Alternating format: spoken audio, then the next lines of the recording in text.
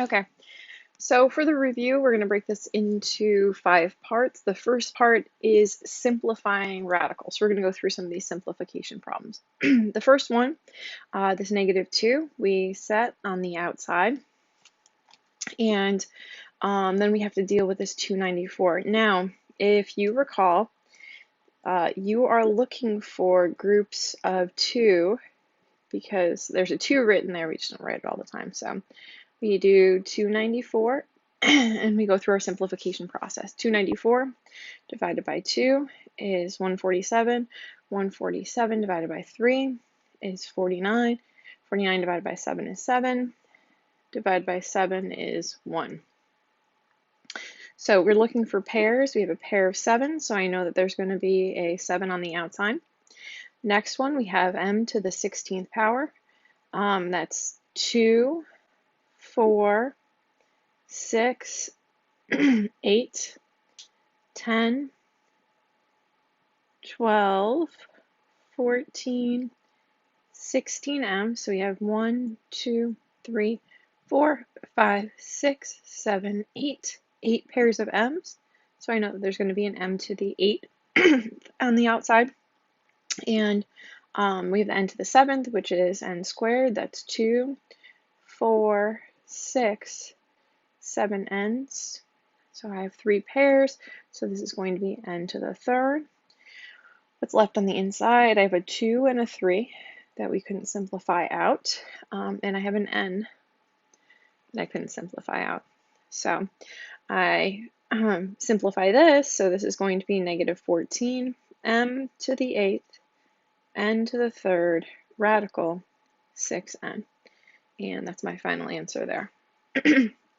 Number 2 is very similar to number 1. The only thing the difference here is we have this negative sign. So again, I set my 5 out on the outside. This negative, it just means that I can actually simplify a -1 out. If you guys remember, -80, well, that's -1 times 80, and the cubed root of -1 is -1. So, but you guys just can remember that if there's a negative, we take a -1 out, so we can just deal with this positive 80. So 80 divided by 2 is 40, divided by 2 is 20, divided by 2 is 10, divided by 2 is 5, divided by 5 is 1. I'm looking for groups of 3. There's one group of 3 2s, so there's going to be a 2 on the outside. My a to the 5th, well, I'm looking for groups of 3a's. That's a group of 3a's and a group of, 2a's. So I know I'm going to have an a on the outside. What's left on the inside? Okay, and this is the cubed root. There's going to be a 2, a 5, and an a squared. So when I multiply this out, my final answer is -10a cubed root of 10a squared. And that's my final answer. Moving on to number 3, same thing. Set my -3 on the outside. I simplify my 256. Whew. So 256 divided by 2 is 128. 128 divided by 2 is 64. 64 divided by 2 is 32. 32 divided by 2 is 16. 16 divided by 2 is 8. 8 divided by 2 is 4. 4 divided by 2 is 2. 2 divided by 2 is 1. Always ending in 1. I have a group of 4 2's here, 4 2's here. So I have 2 2's on the outside. P to the 13th. That is, okay, so I have 4. That's 8. That's 12. And then that's another one, so that's a total of 13. There are 1, 2, 3 groups of 4 p's, so I'm going to have a p to the 4th on the outside. And then q to the 5th is q to the 4th times q, so I have 1 q on the outside. Excuse me, I said p to the 4th. This should be p to the 3rd, so I apologize for that. What's left on the inside? A p and a q, and I changed that back to 3 because there are only 3 groups of p's. So when I multiply this out, I end up with -12 p to the 3rd q times the 4th root of pq. And that's my final answer there. Moving on to number 4. This is where we have to remember our rules of exponents. So when you have the same base, you add the exponents. So this is going to be 1/8 plus 5/8. Both of these fractions have the common denominator, so I just add the numerators. If I have 1 piece of something and 5 pieces of something, I have a total of 6 pieces of something. If you look at the directions, it says rewrite needs to be written in simplest radical form. So I know it's going to be x to the 6th power, and it is going to be the 8th root of that. But I realized even before then that this actually can be simplified. This could actually be x to the 3/4. Okay, so remember to simplify that exponent. And so that's going to be x to the 3rd power. It is going to be the 4th root of that. So this one right here, number 81,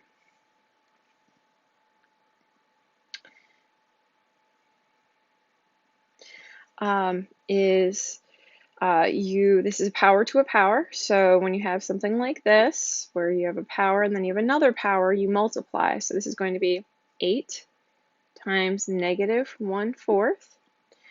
We can multiply across, you can use your calculators, but this is 81 to the -8 fourths, because you multiply the numerators.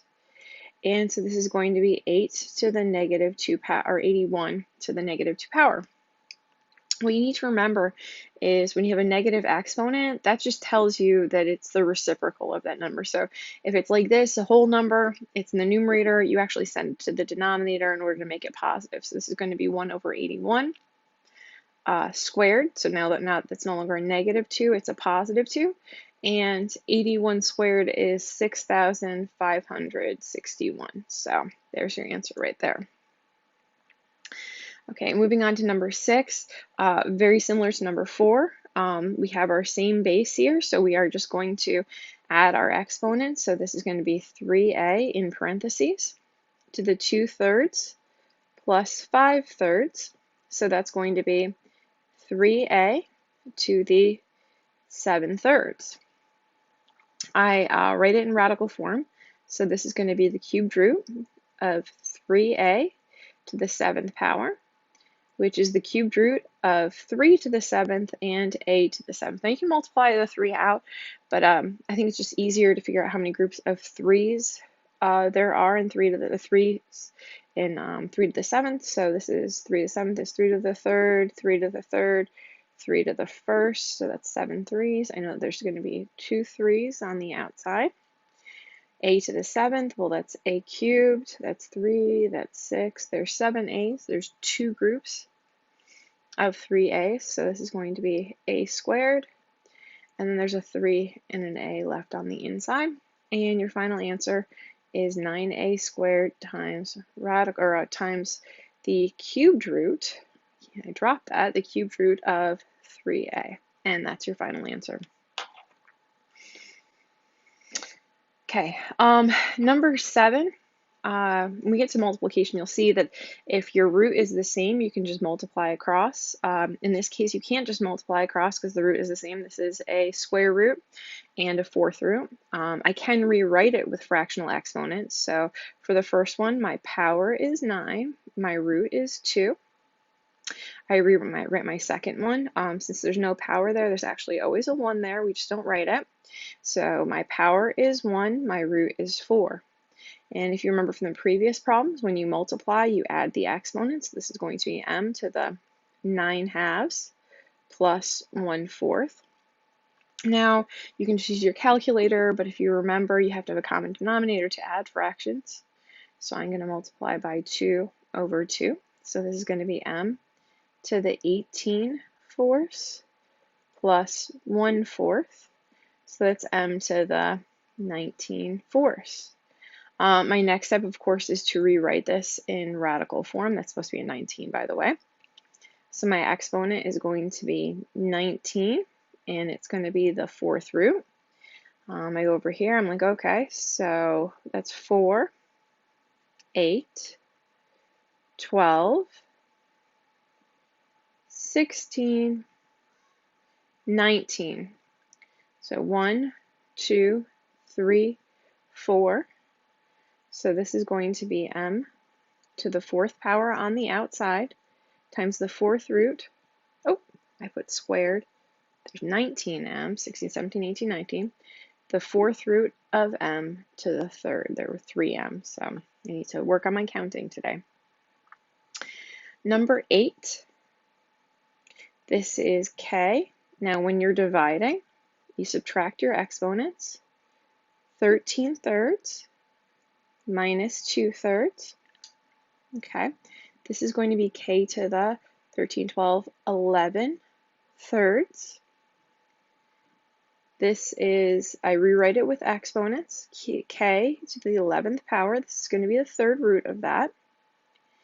So I go through to the same thing that I've been doing. K to the 3rd, that's 6, that's 9, that's 10, 11. So we have 1, 2, 3 groups of k. So k to the 3rd. So there's going to be 3 k's on the outside. And then it's going to be the cubed root of k squared on the inside. Number 9. Okay, I'm going to write this with my exponents because I have nothing to combine, or with my radicals. And so I know it's going to be 2y to the 5th power, and it's going to be the square root of that, which is the same thing as 2 to the 5th power times y to the 5th power. Okay, we talk about how many groups of 2, so that's 2 squared, that's 4, that's 5. Y to the 5th, that's 2, that's 4, that's 5. So I have 2 2's on the outside, 2 y's on the outside, and I'm left with a 2y on the inside. I simplify that out. 4y squared, radical, 2y. And there we go. Number 10 is pretty simple. You're just rewriting it. So this is going to be the cubed root of a squared. You can't do any simplification. So that's about it for number 10. Oh, let me get rid of some of this.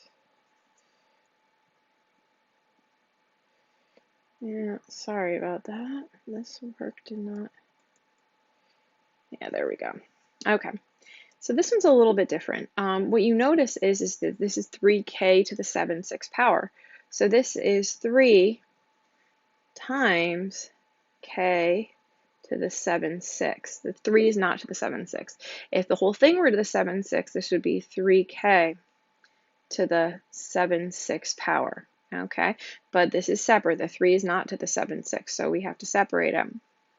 So I rewrite the k with the root. So this is going to be k to the 7th power, and it's going to be the 6th root of that. K to the 7th, well, that's 6k's plus 1k.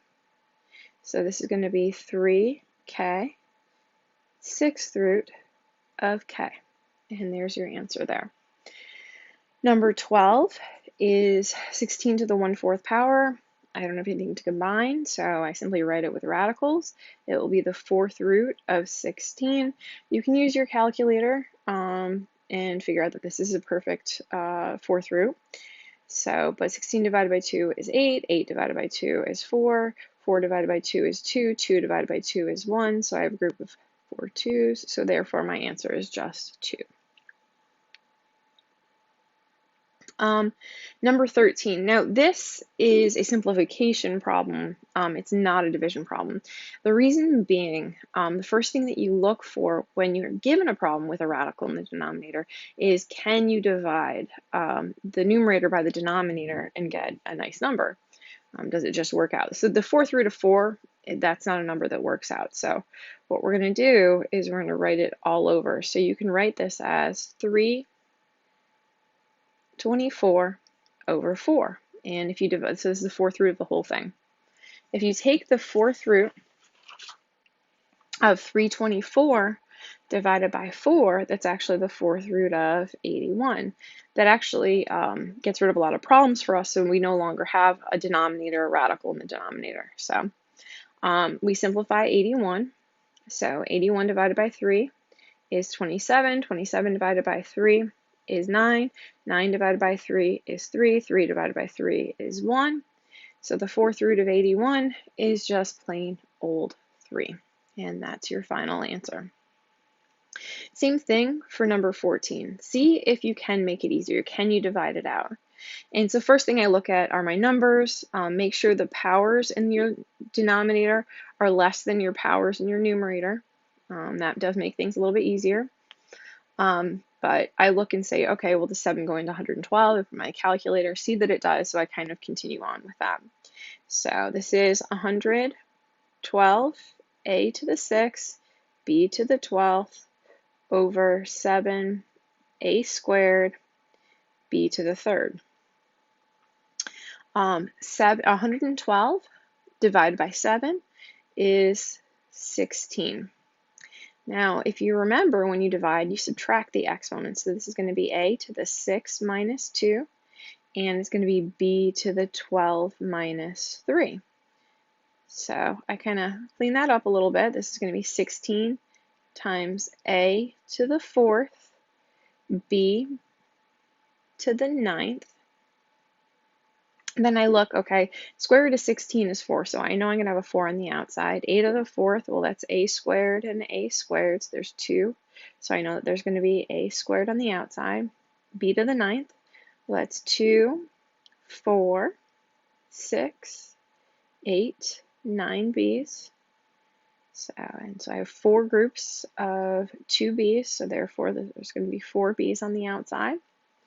And what's left on the inside is just a plain old b. So your answer is 4a squared b to the 4th b. Okay. Number 15, it's the cubed root of 17. This is just rewriting, so just asking you to rewrite. So this is fairly simple. This is going to be 17 to the 1/3 power. My power is 1. My exponent is 3. For number 16, my power, so this is 7x. The whole thing is to that power. So this is going to be 3 is my power, 4 is my root. So my power is in my, always, doesn't matter where the power is written. The power is in my numerator. The root is always in my denominator. And that's about it. So there's nothing more to that. And number 17, this is just going to be 12a to the 9th all to the 1/2 power. And that's about as simple as possible. So that's it for simplification right now. And I'll do another video for operation.